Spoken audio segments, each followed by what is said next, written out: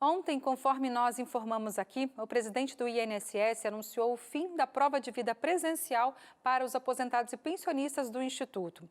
Hoje, o governo federal publicou uma portaria que detalha os elementos que serão considerados válidos para a comprovação do status de vida do beneficiário. Para nos esclarecer este assunto, convidamos o Marco Aurélio de Moraes, gerente executivo do INSS em Taubaté.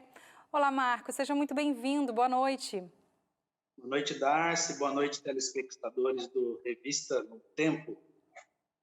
Bom, gente, atualmente a prova de vida é utilizada como um procedimento aí para evitar fraudes e garantir a manutenção do pagamento, né, Marco? Agora, de acordo com a portaria, que elementos vocês vão utilizar para comprovar a prova de vida à distância? Ótimo. O procedimento prova de vida é um procedimento que já existe há bastante tempo no INSS, visando exatamente isso, Darcy, que você falou, que é evitar fraude, ou seja, evitar o recebimento do benefício de maneira indevida.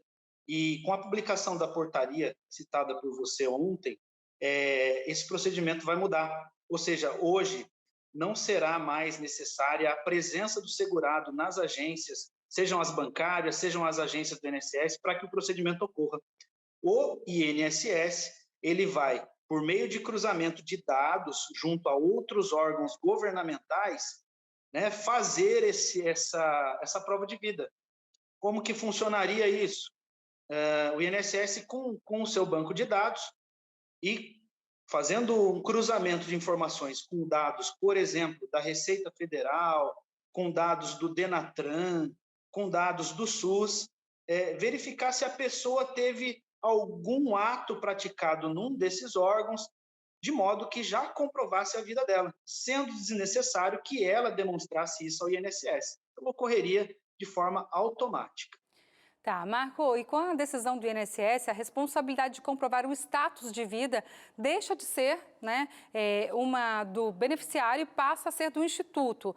Se por acaso o INSS não encontrar nenhum movimento do cidadão em uma dessas bases, o que será feito? Muito bem.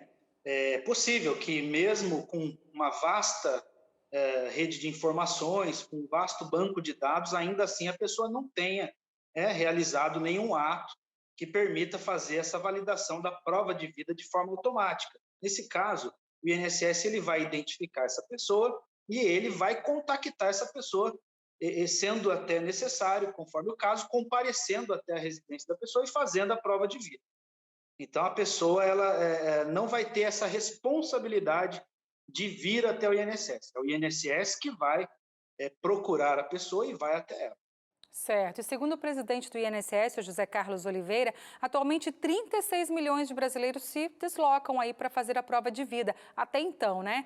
Sendo que deste total, 5 milhões têm mais de 80 anos de idade. Não é fácil para esse pessoal aí se deslocar até o INSS, né? Marco, qual é a orientação para as pessoas que não conseguiram, na verdade, fazer a prova de vida em 2019, 2020, em função da pandemia? Ótimo. No primeiro momento, o INSS ele vai fazer o cruzamento das informações, né? Então, essas pessoas que não fizeram a prova de vida até então, até que, né, vale ressaltar que a prova de vida, ela tá, os seus efeitos, né, que seriam o bloqueio da prova de vida, esses efeitos estão suspensos até em razão da pandemia, né, desde de março de 2020, né? A pandemia já está se alongando aí há bastante tempo.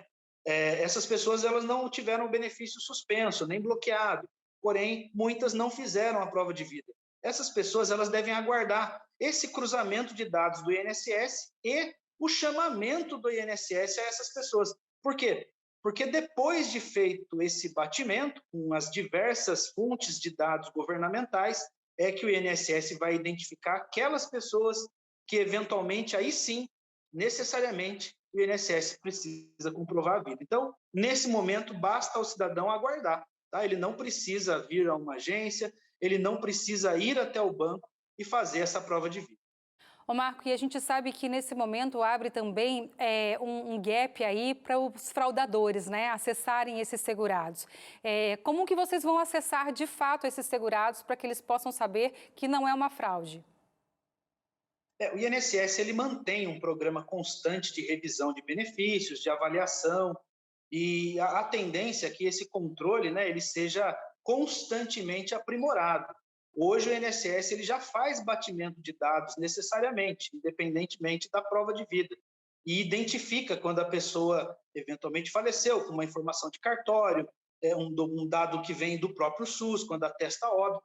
Então já há um batimento. O que o INSS deve fazer, obviamente, que depois dessa primeira, né, rodada de cruzamento de dados, é verificar as situações onde houve um risco de fraude, né, ou seja, do recebimento indevido, e atuar corretivamente nesses casos. Tá?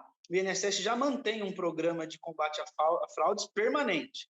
A tendência é, com base nessa movimentação, que será nova, aprimorar e adequar os seus mecanismos para evitar que pessoas que não deveriam recebam benefício indevidamente. Certo. Para a gente encerrar, os segurados podem fazer voluntariamente a comprovação de vida na rede pagadora, como de costume? E qual é o prazo que o governo estipulou para a implementação deste procedimento? O prazo, né, conforme informado já até pelo próprio presidente, é desde já. Então, as pessoas não precisam ir aos bancos, não precisam comparecer às agências do INSS. O cruzamento de dados ele vai ser feito com o Instituto.